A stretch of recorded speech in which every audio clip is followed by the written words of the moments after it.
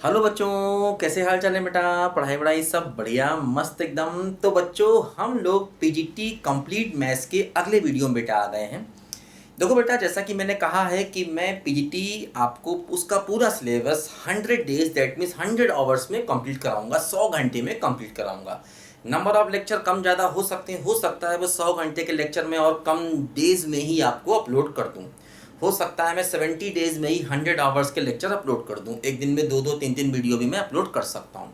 तो ये सारे के सारे वीडियोस बेटा आपको एक प्लेलिस्ट में मिलेंगे। अगर आपको प्लेलिस्ट वो सर्च करनी है तो लिखिए complete PGT mathematics by H D sir या बाय एच डी मैथमेटिक्स।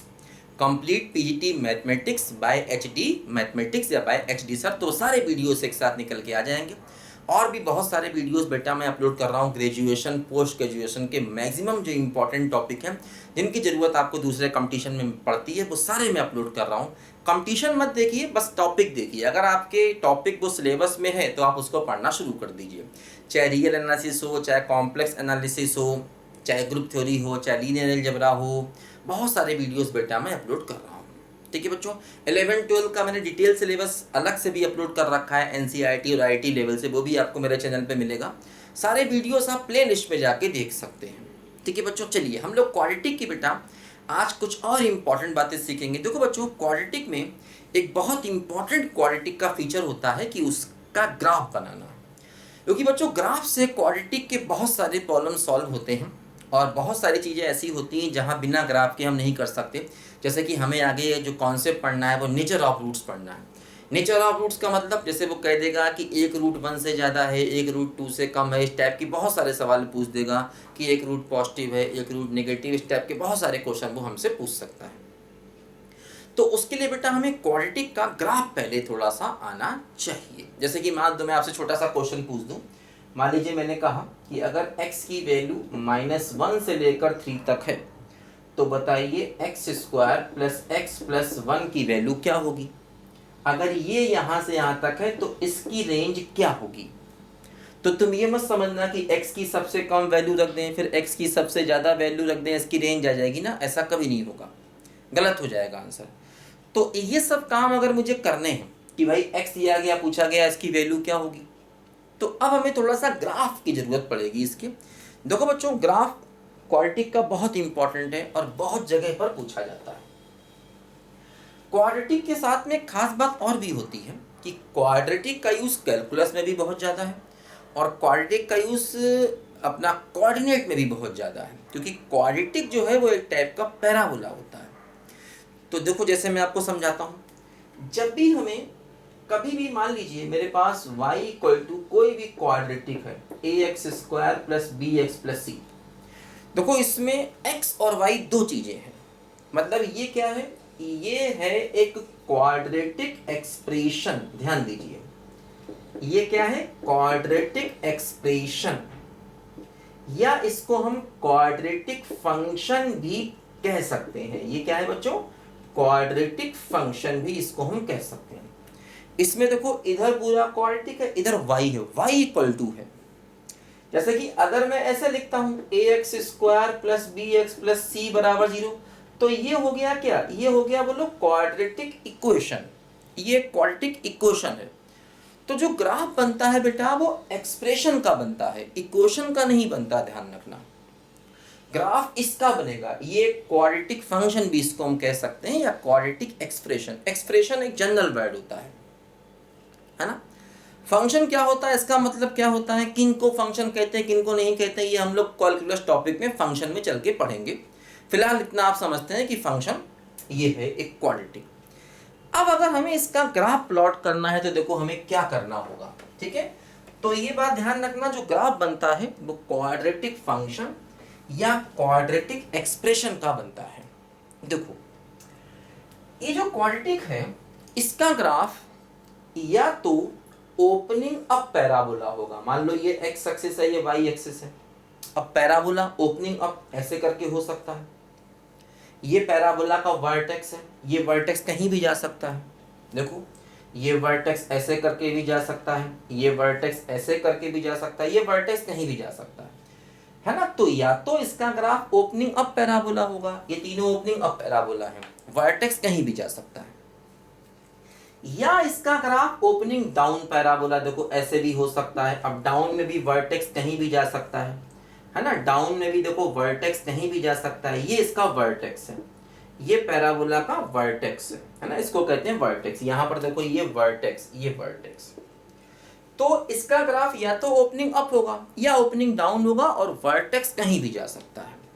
देखो ये ग्राफ कब बनेंगे, ओपनिंग अप कब बनेंगे, जब ए पॉजिटिव होगा। अगर ए पॉजिटिव होगा तो इसके ग्राफ ओपनिंग अप बनेंगे, और अगर ए नेगेटिव होगा तो इसके ग्राफ ओपनिंग डाउन बनेंगे। और अगर ए जीरो होगा तो, अगर ए जीरो होगा तो फिर वो क्वाड्रेटिक ही नहीं रहेगा, फिर तो स्ट्रेट लाइन बन जाएगा, एक्स स्क्वायर का टर्म जीरो हो जाएगा, फिर तो y equal to b x plus c, वो तो एक स्ट्रेट लाइन बन गया, है ना। इसलिए ए जीरो नहीं होगा।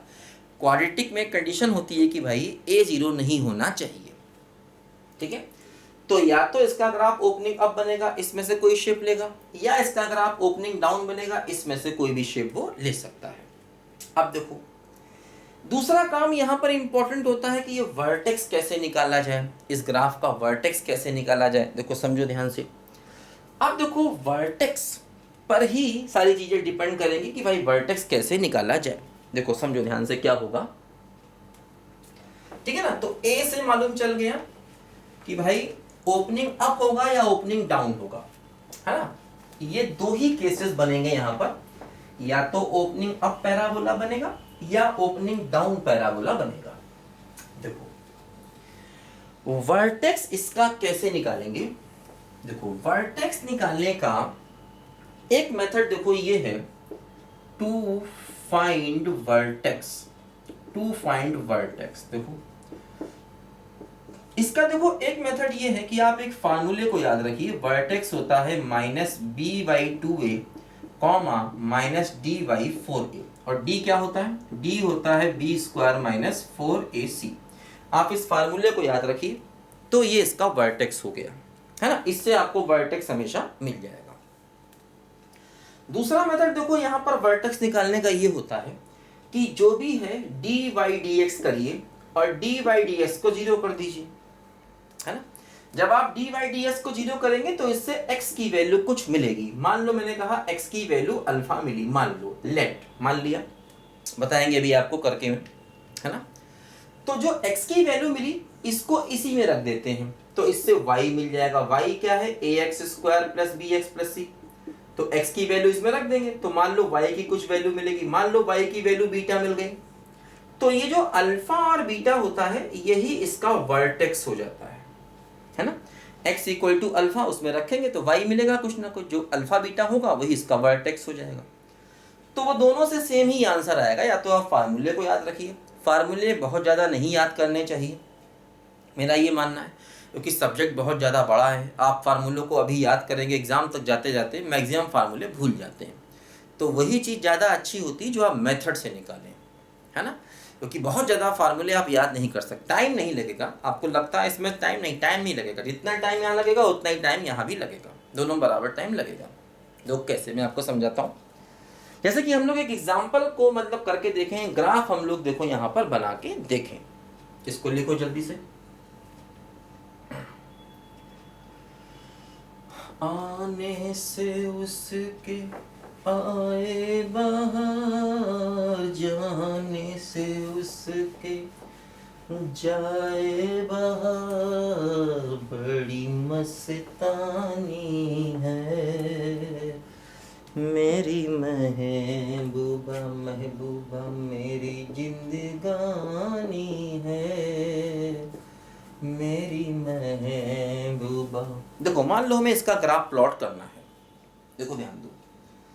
ए क्या है 1, बी क्या है 3 और सी क्या है 2। डी क्या हुआ b square minus 4ac, b square का मतलब 9 माइनस 4ac का मतलब 8, तो डी हो गया 1। वर्टेक्स क्या हो गया, ये हो गया minus b by 2a comma minus D by 4a।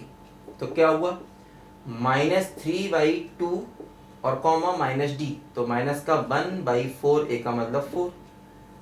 देखो ये इसका वर्टेक्स आया। अच्छा अब दूसरा मेथड से वर्टेक्स निकालो। तो क्या करें, डी बाई डी एक्स देखो करें, तो डी बाई डी एक्स क्या होगा इसका 2x प्लस 3, इसको कर दो 0, डी बाई डी एक्स निकालो, उसको कर दो 0, तो x क्या मिलेगा, देखो -3/2x मिला, देखो ये वही वर्टेक्स का x कोऑर्डिनेट मिल गया। जो x मिला है वो वैल्यू यहीं पर उठा के रख दो, इसी में x की वैल्यू यहीं रख दो, तो क्या हो जाएगा 9/4 माइनस का 9/2 प्लस 2 है ना, ये x की वैल्यू इसमें हमने x की जगह पर रख दी, ठीक है ना। तो y देखो क्या हुआ, 4 एलसीएम हुआ, तो 9 माइनस 18 प्लस 8 है ना, तो माइनस का 1/4, देखो ये x और ये y, देखो ये x ये y, यही तो देखो वर्टेक्स है, बस समझे। अच्छा, अब वर्टेक्स किसी भी मेथड से निकाल सकते हैं, तो सबसे पहले हम देखेंगे इसका वर्टेक्स क्या है। तो वर्टेक्स क्या है बोलो, -3/2 -1/4, मतलब दोनों कोऑर्डिनेट निगेटिव हैं, तो इसका मतलब वर्टेक्स थर्ड क्वाड्रेंट में कहीं ना कहीं जाएगा, वर्टेक्स यहाँ कहीं इसका आएगा, ये इसका वर्टेक्स हो गया। और देखो जो इसमें ए है ना, ए क्या है 1 का मतलब पॉजिटिव, तो ये क्या होगा, ओपनिंग अप पैराबोला होगा, यहाँ से ये मालूम चला। तो ये वर्टेक्स है और पैराबोला ओपनिंग अप है, तो हमने देखो ग्राफ ऐसे करके बना दिया है ना, ये इसका देखो वर्टेक्स हो गया और ओपनिंग अप देखो इसका पैराबोला हो गया, तो ये हमने ग्राफ बना दिया, बात समझे। तो ये हमारा पैराबोला बन गया। अब देखो ध्यान दो, जैसे ये ग्राफ हमारा बन गया, ये वर्टेक्स हो गया -3/2 -1/4, ठीक है। अच्छा देखो क्या होगा बच्चों, जरा समझो बात को ध्यान से। देखो जैसे ये जो इसका वर्टेक्स है, क्या बोलो, -3/2, देखो ये वैल्यू हो गई क्या बोलो 3/2, और ये क्या है -1/4, तो ये डिस्टेंस कितना हो गया 1/4 हो गया, ये वर्टेक्स हो गया -3/2 -1/4। देखो एक सबसे बड़ी बात देखो ग्राफ बनाने से ये होती है कि हमें y की मिनिमम और मैक्सिमम वैल्यू मालूम चल गई। देखो पूरे ग्राफ को देखो, ये जो सबसे लोएस्ट पॉइंट है, इस पॉइंट पर y की वैल्यू सबसे कम है, तो क्या है y की सबसे वैल्यू कम -1/4, ठीक। और मैक्सिमम y कहाँ जा रहा है, इन्फिनिटी पे, तो y इन्फिनिटी पे जा रहा है। तो इसी को हम इस फंक्शन की रेंज भी कहते हैं। किसी भी फंक्शन में जो y की वैल्यू होती है उसको हम उस फंक्शन की रेंज कहते हैं। तो एक बहुत बड़ा फायदा होता है कि क्वाड्रेटिक का ग्राफ बनाने से हम उसकी रेंज तुरंत बता सकते हैं। y की वैल्यू देख लो, y की वैल्यू यहाँ मिनिमम है और मैक्सिमम क्या है, देखो इन्फिनिटी। अच्छा और देखो बहुत सी बातें, एक और बात देखो, जैसे ये ग्राफ y एक्सिस को काट रहा है, तो y एक्सिस को काटने का मतलब अगर मैं इसमें x को 0 कर दूं तो y की वैल्यू क्या मिलेगी 2। दुनिया के किसी भी ग्राफ में अगर आप x को 0 रखते हो तो वो पॉइंट मिलेंगे जहां पर वो ग्राफ y एक्सिस को काटेगा। अगर आप x को 0 रखते हो तो ऐसे पॉइंट्स मिलेंगे जहां पर वो y एक्सिस को काटेगा, क्योंकि x = 0 y एक्सिस का इक्वेशन होता है। तो देखो x 0/2, तो देखो ये पॉइंट मिल गया 0,2, तभी देखो ये y एक्सिस को ऊपर काट रहा है क्योंकि ये y की वैल्यू पॉजिटिव है ना, इसीलिए। अगर ये y नेगेटिव होता तो ग्राफ नीचे काटता, ठीक है। अच्छा ये वाले पॉइंट देखो जहां पर ये x एक्सिस को काट रहा है, ये कैसे मिलेंगे, ये मिलेंगे y को 0 रख के, है ना। अगर हम y को 0 रख दें दुनिया के किसी भी ग्राफ में तो वो पॉइंट्स मिलेंगे जहां पर वो ग्राफ x एक्सिस को काटेगा, क्योंकि y = 0 x एक्सिस का इक्वेशन होता है, याद रखना हमेशा। तो y को 0 इसमें रखो तो क्या बना, देखो x² + 3x + 2 = 0। देखो यही तो हमारी क्वाड्रेटिक इक्वेशन है। ये क्या है, क्वाड्रेटिक इक्वेशन। जब y को 0 पुट कर देते तो क्या बन जाता है, इक्वेशन। तो ये बन गई इक्वेशन। अब इक्वेशन से x की वैल्यू निकलेंगी, देखो क्या निकलेंगी, x + 1 और x + 2 = 0 हो जाएगा। तो x की वैल्यू क्या मिलेगी, -1 -2। देखो ये वो पॉइंट्स हैं जहां पर ये x एक्सिस को काट रहा है, इसी को हम इक्वेशन के रूट्स कहते हैं। मतलब इक्वेशन के जो रूट्स होते हैं वो ऐसे पॉइंट्स होते हैं जहां पर ग्राफ x एक्सिस को काटता है, ध्यान रखना।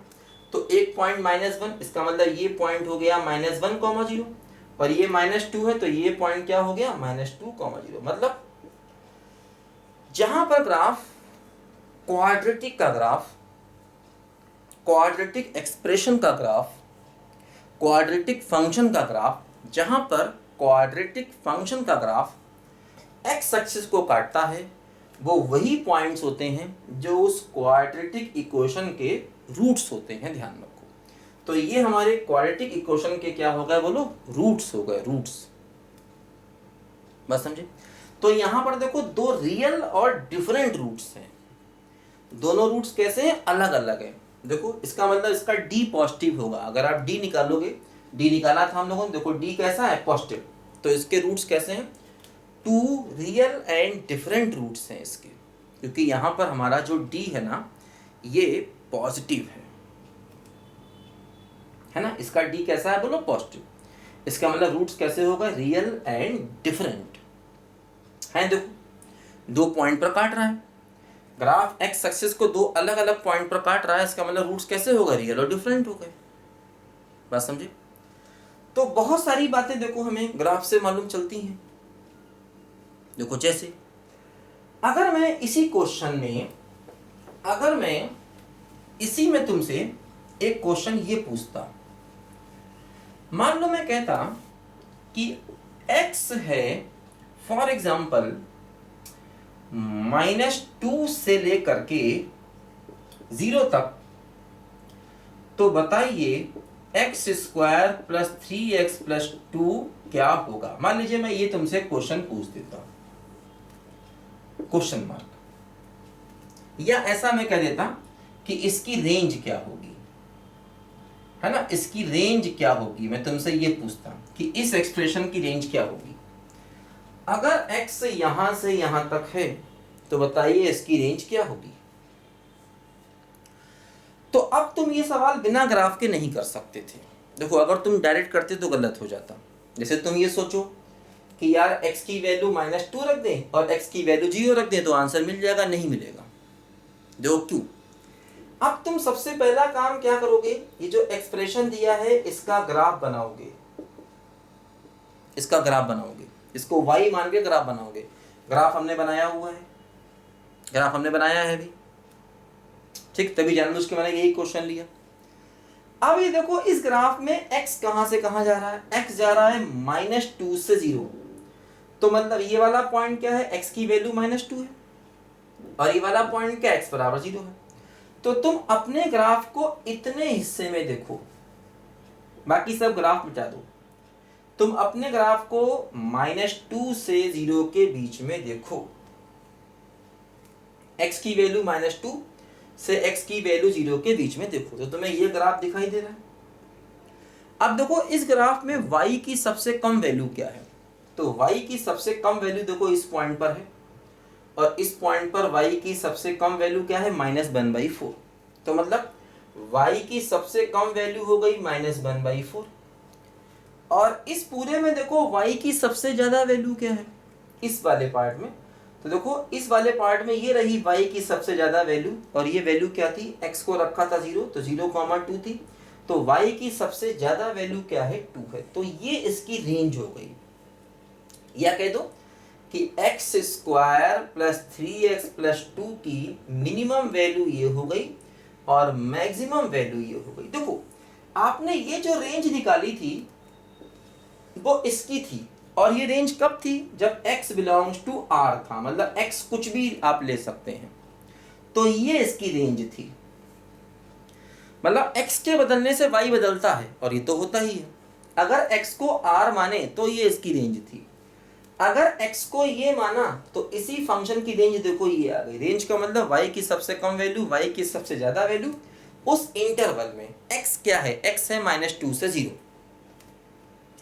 उस इंटरवल में मतलब -2 से 0 के बीच में आप देखो फंक्शन की रेंज क्या है, फंक्शन की रेंज हो गई इस पॉइंट पर y की सबसे कम वैल्यू और इस पॉइंट पर y की सबसे ज्यादा वैल्यू। ये x कुछ भी दे सकता है, ग्राफ भी तुम्हें वो कुछ भी दे सकता है ना। तो एक बहुत बड़ा फायदा होता है इस टाइप के क्वेश्चंस में, जो हम इस टाइप के क्वेश्चंस को यहाँ पर बहुत ही आसानी से कर लेते हैं, है ना। देखो जैसे मैं तुम्हें क्वेश्चन देता हूं, एक अच्छा क्वेश्चन देखो मैं तुम्हें देता हूँ यहाँ पर। हाँ देखो, लिखो जरा ध्यान से पहले इसको।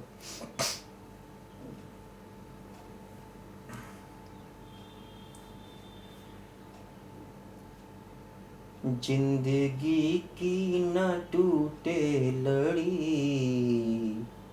प्यार कर ले घड़ी दो घड़ी, हो मितवा जिंदगी की न टूटे लड़ी, प्यार कर ले घड़ी दो घड़ी, आज से अपना वादा रहा, हम मिलेंगे हर एक मोड़ पर, हो आज से अपना वादा रहा, हम मिलेंगे हर एक मोड़ पर, दिल की दीवानियों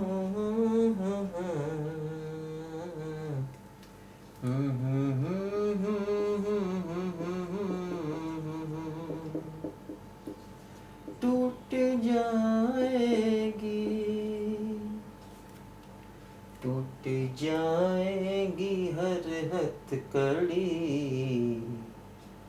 प्यार कर ले, हो प्यार कर ले घड़ी दो घड़ी, हो जिंदगी की न टूटे लड़ी, हो प्यार कर ले घड़ी दो घड़ी। ओ यार, मैं सवाल सोच रहा था, अच्छा सवाल बनाया जाए तुम्हारे लिए। एक्चुअली थोड़ा ट्रिग्नोमेट्री का यूज आ रहा है उसमें, है ना, इसलिए मैं गाना गा तो रहा था लेकिन सोच रहा था सवाल। तो मतलब सवाल अगर मैं सोचूं तो क्या सोचूं बच्चे? हाँ चलो, ये सवाल ठीक है। मान लो हमसे कहा जाए कि इसके नंबर ऑफ सॉल्यूशंस बताइए। नंबर ऑफ सॉल्यूशन से देखो मतलब बेटा यहां पर ये है कि हम ये देखना है कि आखिर दोनों साइड्स इक्वल कब होंगी, मतलब x की ऐसी क्या वैल्यू ली जाए जिससे कि दोनों साइड्स यहां पर इक्वल हो जाएं। देखो अब जैसे ये क्वेश्चन हमारे सामने लिखा है ना, देखो अब ये क्वेश्चन हम चाहें तो एज इट इज कर सकते हैं, जैसा लिखा वैसा कर सकते हैं, या देखो हम इसमें क्या करें, इधर उधर चीजों को ले आए।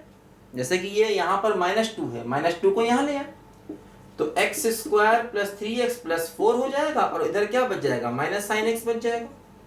ऐसा भी कर सकते हैं, या देखो ऐसा भी कर सकते हैं कि सब कुछ एक तरफ ले आए, x² + 3x + 4 + sin x = 0। ऐसा भी कर सकते हैं, मतलब तुम्हें सवाल ये भी दिया जा सकता है, ये भी दिया जा सकता है, ये भी, कोई भी सवाल तुम्हें दिया जा सकता है, कोई भी, मतलब चाहे तुम इसको करो, चाहे इसको करो, चाहे इसको करो, बात बराबर होगी। अब देखो क्या हुआ, जैसे कि मान लो अगर हमें सवाल ये दिया जाए तो हम इसका ग्राफ बनाएं और इसको देखें।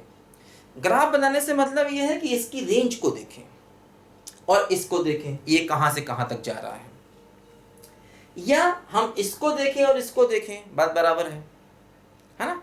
अच्छा, इस पूरे को एक साथ आप नहीं देख सकते क्योंकि इसमें क्वाड्रेटिक भी है, साइन भी है, मतलब साइन को उधर ले जाना ही पड़ेगा।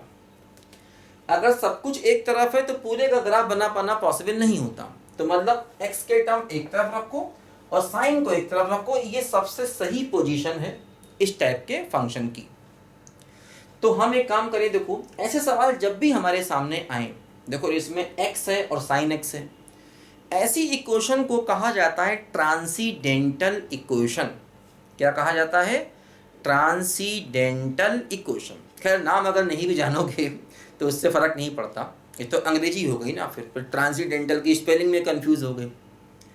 तो यही हो रहा है आजकल, छोटे बच्चों को जितने भी इंग्लिश मीडियम स्कूल हैं ये मैथ्स के नाम पे अंग्रेजी पढ़ाते रहते हैं, और हमें लगता है कि मेरा बच्चा जो है वो साल की 1 लाख फीस दे के बहुत कुछ सीख रहा है। तो वो सीखता साखता कुछ नहीं है, थोड़ा बहुत अंग्रेजी में गुड मॉर्निंग गुड इवनिंग जरूर सीख जाएगा, बाकी कुछ नहीं सीखेगा वो। मैथ्स तो ख़त्म कर देंगे ये लोग उसका। मैं बुराई नहीं कर रहा हूँ, मैं सच बता रहा हूँ। मैथ्स कमज़ोर होने की बड़ी वजह यही है। जितना बड़े शहर का बच्चा होगा उतनी मैथ्स कमज़ोर होगी, जितने बड़े स्कूल में पढ़ेगा उतनी मैथ्स और कमज़ोर होगी। और मैथ्स कमज़ोर समझो सब कुछ कमज़ोर। लॉजिक ही कमज़ोर है, मैथ्स कमज़ोर है तो लॉजिक ही कमज़ोर है। लॉजिक नहीं आएगा तो ना कंप्यूटर आएगा ना कुछ आएगा। आप देख लीजिए बड़े बड़ी जगहों पर, छोटी जगहों से गाँव के छोटे शहरों के बच्चे ही पहुँचे हैं, क्यों? उनके पास लॉजिक होता है। लॉजिक क्यों होता है? क्योंकि वो छोटी जगह पर पड़े होते हैं, वो मेहनत करके आगे बढ़ते हैं। उनको अंग्रेजी में शू शा शी चाहे भले ना सिखाया जाता हो, लेकिन उनको मैथ सिखाया जाता है, उनको लॉजिक सिखाया जाता है, उनकी दिमाग की डेवलपमेंट किया जाता है। और यही ज़रूरी, आगे बढ़ने के लिए बड़ा स्कूल ज़रूरी नहीं है, आगे बढ़ने के लिए माइंड का डेवलपमेंट ज़रूरी है। कि अगर आपका स्कूल यहाँ से 8 किलोमीटर है, पैदल जाना है, कैसे जुगाड़ करें? बैलगाड़ी पे बैठे, किसी से लिफ्ट मांगे, पैदल जाएं, कैसे करें? नदी पार करके जाएं। बच्चे का अपना दिमाग लगता है। अब बड़े शहरों में क्या है, सब कुछ मुंह में खाने को दे देते हैं। बस घर के सामने पौ पौ हॉर्न बजा दिया, बच्चा घर में बैठा बिस्कुट चाय खाया, पैटीज खाया, पेस्ट्री खाया। बड़ी बड़ी मैडमों ने बातें करी, you are so lucky, you are ये, यू आर वो। बल्कि आजकल जो इंग्लिश मीडियम स्कूल हैं वहाँ पर 2-4 मैडम ऐसी रखते हैं जो अंग्रेजी बोलने वाली हों। पेरेंट्स गया, ऊपर से उनको इंस्ट्रक्शन होते हैं ऐसी अंग्रेजी बोलना कि पेरेंट्स के पल्ले ना पड़े, तो पेरेंट्स समझेगा हाँ ये ग्रेट स्कूल है, मेरा बच्चा भी ऐसी ही अंग्रेजी बोलेगा। और ऐसे करके बड़ी बड़ी फीस, क्या क्या नहीं होता है यार। मतलब मैं तुम्हें एक बात बताऊं, बहुत फतेह की बात, आजकल कोरोना चल रहा है, स्कूल बंद है। पहली बार लाइफ में ऐसा हुआ है कि मेरे खुद के बच्चे सुबह उठ के एक्सरसाइज कर रहे हैं, फिजिकल एक्सरसाइज, व्यायाम, कसरत, ये सब बच्चे कर रहे हैं। मेरे खुद के बच्चे, मैं उन्हें करा रहा हूँ। और मैं कहता हूँ ठीक ही है, ये स्कूल बंद है तो बच्चा फिजिकली तो फिट हो रहा है ना, वो एक्सरसाइज कर रहा है, वो दिन में खेल रहा है कुछ। मतलब मैं ये नहीं कर रहा हूँ कोरोना बना रहे ऐसे ही, भगवान करे कोरोना जल्दी चला जाए, हम सब हेल्दी हो जाएं, मेंटली फिट हो जाएं। लेकिन मैं बता रहा हूँ कि इस कोरोना की वजह से जब स्कूल बंद हुए तो लाइफ में पहली बार ऐसा हुआ कि मेरे बच्चे जो हैं वो फिजिकल एक्सरसाइज घर पे कर रहे हैं। क्यों? अब तक टाइम ही नहीं था। सुबह 5 बजे उठे तो 6 बजे गेट के बाहर बस भाव भाव करने लगती थी। 6 बजे बच्चा बैठा, आधा अधूरा, जैसे भी उसने नाश्ता किया नहीं किया, टिफ़िन भर के दे दिए गए। अब वो स्कूल से लौटा 3 बजे। 3 बजे लौटने के बाद बच्चे ने कपड़े अपने चेंज किए तो स्कूल में 50 काम दे दिए, यूनिट टेस्ट और साइकिल टेस्ट और स्कूटर टेस्ट और मोटरसाइकिल टेस्ट, दुनिया भर के टेस्ट देते रहते हैं बिना किसी मतलब के। ठीक है, वो सब टेस्ट की तैयारी में लग गया, बच्चे के पास टाइम ही नहीं। थोड़ा बहुत मोबाइल से खेल लिया, टीवी देख लिया, लो फिजिकल कुछ है ही नहीं उसका। ना स्कूलों में फिजिकल कराते हैं, कहाँ से कराएंगे, इनके पास स्पेस ही नहीं है। छोटी छोटी जगहों पर तो स्कूल खोल रखे हैं, बड़ी बड़ी फीस भले ही ले लेते हैं। आप मेरे चैनल पर जो चीज़ सीख रहे हैं वो ये लाखों रुपए फीस लेके भी नहीं सिखा सकते, और नहीं सिखा रहे हैं। और सीखने वाले आप देखिए मस्त होके सीख रहे हैं, घर में बैठ के 100 रुपये का डेटा देकर पूरे महीने में मोबाइल से सीख रहे हैं। तो सीखने के लिए बड़े स्कूल नहीं चाहिए, बड़ी कोचिंग नहीं चाहिए, सीखने के लिए बड़ा दिल चाहिए और मेहनत चाहिए। ध्यान रखना, आगे बढ़ने के लिए कोई बड़े स्कूल, बड़ी कोचिंग, बड़े शहर कुछ नहीं चाहिए। घर में, गांव में बैठकर, एक छोटी सी झोपड़ में बैठकर आप सीख सकते हैं चीज़ों को। ज़माना बदल गया है। चलो खैर, ये बातें हैं, होती रहेंगी, क्या जाने दो। तो खैर मैं ये कह रहा था, तो अब आप इसके नंबर ऑफ सॉल्यूशंस देखेंगे। नंबर ऑफ सॉल्यूशन जब भी देखो तो अलग अलग टाइप के फंक्शन हैं। जैसे देखो यहाँ पर एक एक्स के टर्म है, मतलब एल्जेब्रिक है। ये एल्जेब्रिक है, जो चीज़ें केवल एक्स में होती ना उसे एल्जेब्रिक कहते हैं। ये ट्रिग्नोमेट्रिक है ना। तो मतलब ये दोनों मिक्स होकर चीज़ें हैं। जब दोनों मिक्स होकर चीज़ें आए तो हमेशा सवाल को ग्राफ पे ही करना होता है। और नंबर ऑफ सॉल्यूशंस का मतलब ये पूछा एक्स कितने होंगे, ये नहीं पूछा कि एक्स क्या होगा, ये पूछा कितने एक्स होंगे। क्योंकि इनमें अक्सर हम एक्स क्या होगा ये निकाल ही नहीं पाते हैं। कई सवाल ऐसे होते हैं जहां एक्स निकलेगा 99% क्वेश्चन में x निकलेगा ही नहीं। हाँ, ये मालूम चलेगा कि कितने x होंगे। तो उसका तरीका ये होता है कि दोनों ग्राफ को बनाया जाए और ग्राफ को सिंपलेस्ट फॉर्म में लाया जाए। देखो जैसे इससे ज़्यादा सिंपलेस्ट फॉर्म ये है, इसका ग्राफ बना लें और इसका ग्राफ बना लें, दोनों ग्राफ बना लें और देखिए क्या दोनों ग्राफ एक दूसरे को काट रहे हैं। अगर काट रहे हैं तो कितने पॉइंट पर काट रहे हैं, जितने पॉइंट पर काटेंगे उतने ही इसके नंबर ऑफ सोल्यूशन होंगे। चाहे ये कह दो चाहे ये कह दो, बात बराबर है। चाहे इसका आंसर निकालो, अब इसका ग्राफ बनाएंगे तो इसका अलग बनाओ, इसका अलग बनाओ। अब इसको हमने इसमें कन्वर्ट कर दिया तो इसका अलग बनाओ, इसका अलग बनाओ, दोनों ग्राफ अलग अलग बनाओ और देखो ये ग्राफ कितनी जगहों पर काट रहे हैं। इक्वेशन को अपने हिसाब से हम चेंज कर सकते हैं। तो देखो लेफ्ट साइड का तो ग्राफ हम बना लेंगे आसानी से।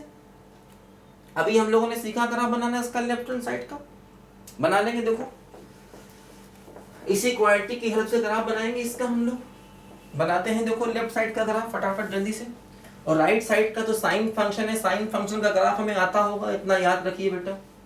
ट्रिग्नोमेट्री में पढ़ेंगे अलग से, लेकिन इतना थोड़ा मालूम होना चाहिए। देखो y बराबर x square plus 3x plus 4 है ना, इसका ग्राफ बनाना है। dy dx निकालो। dy dx क्या हुआ 2x प्लस 3, इसको जीरो करो तो x की वैल्यू -3/2 बनेगी। ये x की वैल्यू यहाँ रख दो तो y क्या हो जाएगा 9/4 माइनस का 9/2 प्लस 4 है ना। dy dx को जीरो किया, x की वैल्यू आई, x को यहाँ रखा। अब देखो y क्या हुआ 4 हो गया एलसीएम, तो 9 माइनस 18 प्लस कितना हो गया 16, तो y कितना हो गया -9 और ये क्या हो गया 7/4। देखो हो गया y की वैल्यू क्या हो गई 7/4। ठीक है ना, चेक कर लें यार एक बार। कैलकुलेशन कई बार मैं समझाने के चक्कर में मिस्टेक कर देता हूँ। ये 9/4 माइनस का 9/2 प्लस का 4, नो के नो पॉनम 4, 9 माइनस 18 16। हाँ ठीक है, तो देखो इसका वर्टेक्स ये आ गया क्या -3/2x और y है, और a क्या है 1, a क्या है पॉजिटिव, तो इसका मतलब ग्राफ कैसा होगा ओपनिंग अप होगा। तो देखो ग्राफ बनाओ इसका, -3/2 ये कहीं हुआ इधर और 7/4 यहाँ कहीं हुआ, तो ग्राफ देखो कुछ ऐसे ओपनिंग अप बनेगा। ये देखो ये, अब देखो ये जो ग्राफ है ना ये एक्स एक्सिस को नहीं काट रहा। इंपॉर्टेंट बात देखो, देखो ये एक्स एक्सिस को नहीं काट रहा, मतलब इसके रूट्स रियल नहीं होंगे। मतलब अगर तुम यहाँ पर x square plus 3x plus 4 बराबर 0 से x की वैल्यू निकालोगे ना तो इमेजनरी मिलेंगी। देखो यहाँ पर d भी निगेटिव होगा, चेक करो चाहे, क्योंकि ये ग्राफ एक्स एक्सिस को काट ही नहीं रहा। जो ग्राफ एक्स एक्सिस को नहीं काट रहा उससे बनने वाली इक्वेशन के रूट्स रियल नहीं होंगे। आप चेक करो इसके रूट्स रियल नहीं होंगे। x की वैल्यू निकालोगे तो क्या आएगा -b plus -√b square -4ac/2 है। देखो रूट के अंदर नेगेटिव आ गया या कह दो d नेगेटिव आ गया। बात है कि ये जो रूट के अंदर होता है वही तो d होता है ना, डिस्क्रिमिनेंट। तो इसका d नेगेटिव आ गया, मतलब इसके रूट्स देखो रियल नहीं है, क्योंकि ये ग्राफ एक्स एक्सिस को नहीं काट रहा। दोनों तरीके से कह सकते हो, d नेगेटिव है तो ग्राफ एक्स एक्सिस को नहीं काटेगा, है ना, या ग्राफ एक्स एक्सिस को नहीं काट रहा मतलब d नेगेटिव होगा, ऐसे भी आप यहाँ पर कह सकते हो। देखो समझो ध्यान से बच्चों। अब देखो ये ग्राफ बन गया इसका। अब देखो इसका ग्राफ बनाओ साइन एक्स का। साइन एक्स जानते हो ना, देखो साइन का ग्राफ ऐसे होता है, ये साइन का ग्राफ होता है। ये हो जाएगा 0, ये हो जाएगा π/2, π/2 पर इसकी वैल्यू 1 होती है, और ये होता है पाई का मतलब 180 डिग्री, फिर वैल्यू 0। ये होता है 270 3π/2, ये होता है 2π। देखो 0 से 2π के बीच का जो ग्राफ होता है ना, ये वाला ग्राफ, ये एक साइकिल होता है, यही आगे पीछे वो रिपीट करता रहता है। ये साइन का ग्राफ है, 0 पर वैल्यू 0 है, x को π/2 पर वैल्यू 1, साइन की मैक्सिमम वैल्यू 1, पाई पर फिर वैल्यू 0, साइन 180 डिग्री, पाई का मतलब साइन 180 डिग्री 0, 3π/2 270 डिग्री, वैल्यूज देखो साइन की -1 हो गई। तो ये साइन का ग्राफ है, लेकिन हमें चाहिए माइनस साइन एक्स। तो माइनस साइन एक्स में क्या होता है, जो ग्राफ ऊपर है वो नीचे आ जाएगा, ध्यान रखना, और जो नीचे है वो ऊपर चला जाएगा। देखो ऐसे ये ग्राफ बनेगा, 0 ये होगा पाई, ये होगा 2π, और यही ग्राफ देखो पीछे भी ऐसे चलता हुआ चला जाएगा, ये ऐसे, है ना। मतलब माइनस साइन एक्स का ग्राफ चाहिए तो जो एक्स एक्सिस के ऊपर है उसको नीचे कर दो, ऐसा हमेशा होता है। किसी फंक्शन का ग्राफ मालूम है, उसके आगे माइनस लगा है तो जो एक्स एक्सिस के ऊपर का पोर्शन है उसको नीचे कर दो, जो नीचे है उसको ऊपर कर दो। हालांकि मैं ग्राफ के अभी ये सब और भी बारीकियां बताऊंगा कैलकुलस में, लेकिन इतना मैं सिखा रहा हूँ, उसको सीखते चलो, साथ साथ जो बता रहा हूँ उसको समझते चलो। ये चीज़ें मैं अभी तुम्हें जब ग्राफ सिखाऊंगा कैलकुलस में अच्छे से तो ये दोबारा बताऊंगा, लेकिन फिलहाल अभी जो सिखा रहा हूँ उसको साथ साथ सीखते चलो। तो ये माइनस साइन का ग्राफ है। अब देखो इंपॉर्टेंट बात ये है कि साइन की मैक्सिमम वैल्यू क्या होगी 1 और मिनिमम क्या होगी -1, या माइनस साइन भी कह सकते हो भाई। साइन की मिनिमम -1 मैक्सिमम 1, और अगर माइनस साइन करोगे तो वो भी वही आएगा, मिनिमम -1 और मैक्सिमम 1। तो अच्छा, इस फंक्शन की मिनिमम वैल्यू क्या है, देखो इसकी रेंज क्या है, इस फंक्शन की रेंज क्या है, इसमें देखो ये y की मिनिमम वैल्यू है और मैक्सिमम क्या है, इन्फिनिटी। तो इस फंक्शन की रेंज क्या है, इस फंक्शन की रेंज है 7/4 से इन्फिनिटी, और इसकी रेंज क्या है -1 और 1 के बीच में। तो क्या दोनों कभी काटेंगे, कभी नहीं काटेंगे, क्योंकि ये तो ऊपरी ऊपर निकल गया ना और ये नीचे नीचे घूमता रह गया। तो ये दोनों ग्राफ, ये वाला ग्राफ और ये वाला ग्राफ आपस में कभी नहीं काटेंगे। तो जब कभी नहीं काटेंगे तो इनका आंसर क्या हो गया, नो सोल्यूशन, कोई भी सोल्यूशन नहीं। इसका आंसर क्या हो गया, नो सोल्यूशन, इस क्वेश्चन का कोई सोल्यूशन नहीं, क्योंकि दोनों के दोनों ग्राफ एक दूसरे को कभी भी नहीं काटेंगे, है ना। तो ऐसे करके जितने पॉइंट्स पर काटते उतने ही उसके सोल्यूशन होते हैं। नहीं काट रहे, इसका मतलब इस सवाल का आंसर क्या हो गया, नो सोल्यूशन। तो ऐसे भी देखो सवाल, ये सब फटाफट होते हैं, मतलब ये तुमको मैंने समझाया इतने टाइम लग गया, एग्जाम में ये सब क्वेश्चन फटाफट जल्दी जल्दी होते हैं, ऐसा नहीं कि बहुत टाइम लगेगा, बस ग्राफ बनाने फटाफट हो, देख ले नो सोल्यूशन है ना। रेंज से भी देख सकते हैं। अब इसकी रेंज क्या है, इसकी रेंज देखो है 7/4 से इन्फिनिटी, और ये क्या है, ये है -1 और 1 के बीच में, तो दोनों कभी काटेंगे ही नहीं, क्योंकि दोनों की रेंज टोटली अलग अलग है। बात समझे ना। देखो जरा ध्यान से बच्चों इसको,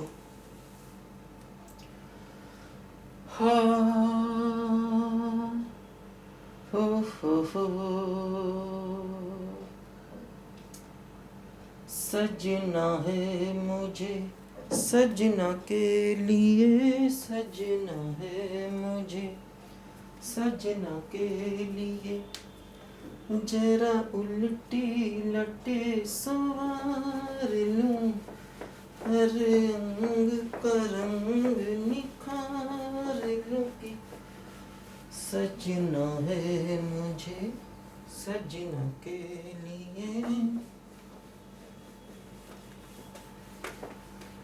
दिल के टुकड़े टुकड़े करके मुस्कुरा के चल दिए, जाते जाते ये तो बता जा, हम जिएंगे किसके लिए, दिल के टुकड़े टुकड़े करके मुस्कुरा के। देखो मान लो ये अपने पास क्वेश्चन है, इसके हमको नंबर ऑफ सॉल्यूशंस चाहिए, ठीक है। देखो एक साइड ये है, इसका ग्राफ बनाओ, बना लेंगे इसका ग्राफ, क्वाड्रेटिक है। कैसे बनाएंगे, देखो d/dx निकालो तो क्या आया 2x, ठीक है। अब क्या करोगे, d/dx को 0 करो तो 2x बराबर 0, x की वैल्यू क्या आ गई 0, x की वैल्यू 0 इसमें रख दो, तो y क्या हो गया -1, तो ये पॉइंट क्या आ गया बोलो, वर्टेक्स 0, -1, ये इसका वर्टेक्स आ गया क्या बोलो 0, -1, ये वर्टेक्स कहीं आ गया इसका, ठीक है। और ये x² का कोफिशिएंट कैसा है 1, यानी कि पॉजिटिव, तो ओपनिंग अप होगा, तो ग्राफ देखो ये कुछ ऐसे बनेगा, ये ग्राफ ऐसे बनेगा, ये इन दोनों पॉइंट्स पर काटेगा, है ना। ये पॉइंट क्या होंगे, जैसे y को 0 करेंगे तो x² -1 बराबर 0, x² बराबर 1, x की वैल्यू क्या हो गई +-1, तो एक जगह ये काटा, ये क्या हुआ 1, 0, और ये क्या हुआ -1, 0। अब देखो साइन का ग्राफ बनाओ,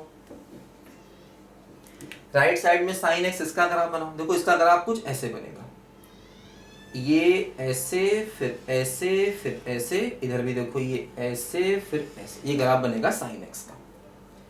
ये हुआ 0 और ये होगा पाई, और ये क्या होगा बोलो -पाई।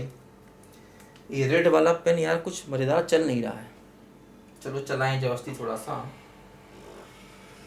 रेड पेन में कई अलग अलग लाया यार, कुछ चलते नहीं है रेड पेन बढ़िया। कई मैं पेन लाया, नए नए पेन ट्राई किए। जो मेरा दुकानदार है वो बोल रहा साहब कोरोना चल रहा है तो बढ़िया पेन मार्केट में आ नहीं रहे हैं, रखे हुए हैं, वो सब खराब होते हैं। इंक मैंने कई बार डाली, चलो फिर काम चलाओ। तो देखो ये साइन का ग्राफ है, ये माइनस पाई हो गया। तो देखो ये दोनों ग्राफ दो जगह काट रहे हैं, एक जगह ये और एक जगह ये, दो जगह दोनों ग्राफ देखो ये काट रहे हैं। तो ये दो रूट्स हो गए, तो नंबर ऑफ सॉल्यूशन कितने हो गए? दो। इसका आंसर कितना है? 2। ये नहीं पूछा x क्या है। x देखो यहां कहीं कुछ होगा, ये x की वैल्यू कुछ होगी जहां पर दोनों काट रहे हैं, लेकिन ये नहीं पता x की वैल्यू क्या होगी। देखो ये यहां पर मैक्सिमम वैल्यू क्या होगी इसकी? π/2 होगी साइन की। साइन की मैक्सिमम वैल्यू x बराबर π/2 पर होगी। तो उसके पहले ही हमें लगता है ये कुछ इसको काट देगा, है ना। π/2 पर इसकी वैल्यू जो है वो मैक्सिमम होगी, साइन की 1 होगी, तो उसके पहले ही कुछ इसको ये काटेगा, ऐसा हमें लग रहा है ना। इसके पहले ही देखो ये कुछ इसको काट देगा। तो एक वैल्यू x की देखो यहां पर आएगी, ठीक है ना। जहां पर ये दोनों काटेंगे क्या होगी नहीं पता, x की वैल्यू क्या होगी नहीं पता। ये जो x की वैल्यू होगी जहां पर दोनों काटेंगे ये इनका सोल्यूशन है, लेकिन वो x की वैल्यू क्या होगी हम नहीं जानते। दूसरी देखो x की वैल्यू यहाँ कहीं होगी जहां दोनों काट रहे हैं, वो भी हम नहीं समझ पा रहे हैं क्या होगी। तो इसलिए वो ये नहीं पूछेगा x की वैल्यू क्या है, वो ये पूछेगा नंबर ऑफ सॉल्यूशंस कितने हैं, मतलब दोनों ग्राफ कितनी जगहों पर काट रहे हैं। तो दो जगह पर काट रहे हैं। हाँ, एक रफ आइडिया लगा सकते हैं x की वैल्यू को लेकर कि x की वैल्यू जो है वो कहाँ कहाँ तक होगी। देखो जैसे यहाँ पर जो x की वैल्यू है ना, ये 1 और π/2 के बीच में कुछ होनी चाहिए, है ना, क्योंकि π/2 पर साइन की मैक्सिमम वैल्यू 1 होगी, है ना। तो ये देखो ग्राफ ऐसे करके जा रहा है, समझो यहाँ पर, है ना।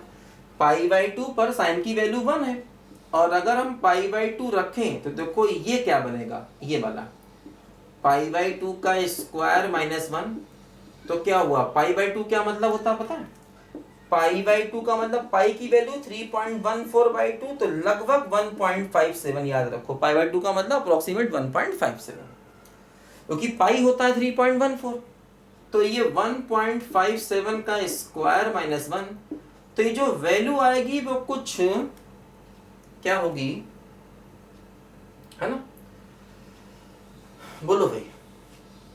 2 से कुछ ज्यादा होगी ये वैल्यू। 1.5 का जब स्क्वायर करोगे ना तो ये 2.25 समथिंग होगा, उसमें से -1 करोगे तो ये वैल्यू 1 से ज्यादा कुछ आएगी, 1.25 समथिंग ये आएगी। तो मतलब π/2 पर साइन की वैल्यू 1 है, और π/2 पर इसकी जो वैल्यू आई वो देखो 1 से कुछ ज्यादा आई, देखो ये ऐसे यहां पर गया। तो इसका मतलब ये वाला जो पॉइंट है ना, ये π/2 के पीछे आएगा और 1 और π/2 के बीच में आएगा, क्योंकि π/2 पर साइन की वैल्यू तो 1 होती है, लेकिन इस पॉइंट पर π/2 पर इस पूरे की वैल्यू देखो 1 से कुछ ज्यादा आई, तो देखो 1 के ऊपर ग्राफ गया ये वाला। तो इसका मतलब ये जो पॉइंट है ये 1 और π/2 के बीच में है, मतलब इसका जो एक रूट है ये 1 और π/2 के बीच में कुछ है, पता नहीं क्या है, कुछ है, ऐसा कह सकते हैं।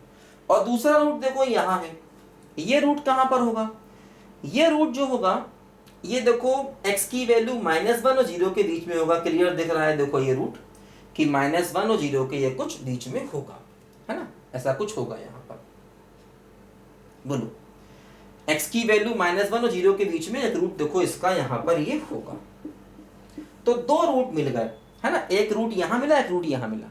ये तो बता सकते हैं कि रूट किस किस के बीच में होगा, लेकिन रूट एग्जैक्टली क्या होगा, x की वैल्यू एग्जैक्टली क्या होगी ये हम नहीं बता सकते, क्योंकि पता नहीं वो क्या होगी। 1 और π/2 के बीच में बहुत कुछ है। ऐसे ही यहाँ पर भी देखो -1 पर इसकी वैल्यू तो 0 है, x को -1 रखोगे इसकी वैल्यू 0, और इसकी वैल्यू कुछ होगी, देखो साइन का ग्राफ यहाँ पर है, इसकी वैल्यू कुछ नीचे यहाँ पर जाएगी। तो ऐसे देखो यहाँ पर हम रूट के बारे में आइडिया लगा सकते हैं। तो ये क्वेश्चन तभी पॉसिबल है जब हमें ग्राफ मालूम हो। अब इसमें सवाल बहुत टफ भी हो सकते हैं, लेकिन इतने टफ देते नहीं हैं, क्योंकि ऑब्जेक्टिव पेपर है यार, बहुत कम टाइम होता है, क्वेश्चन ज़्यादा सॉल्व करने होते हैं। इसलिए इतने लंबे लंबे सवाल नहीं देंगे कि तुम और फंस जाओ और रोने लग जाओ और चीख पुकार मच जाए, है ना, ऐसा नहीं होगा। परेशान मत होइए, ठीक है बच्चों। तो इस वीडियो में बेटा इतना ही, आप पढ़ते रहिए, एंजॉय करते रहिए, तैयारी करते रहिए। और जो बच्चे टीजीटी की तैयारी कर रहे हैं वो भी परेशान मत हो, टीजीटी में ही मैक्सिमम कोर्स यही है। बाकी इसके अलावा थोड़ा वो 9-10 है, वो अपने आप से आप पढ़ सकते हो 9-10, उसके लिए परेशानी होने की जरूरत नहीं कोई ज़्यादा। ये जो पढ़ा रहा हूँ इसको पढ़ते रहिए साथ साथ, और बहुत से कंपटीशन में ये सब चीज़ें आती हैं, है ना। ठीक है बच्चों, तो मिलते हैं अगले वीडियो में, तब तक के लिए बाय बाय।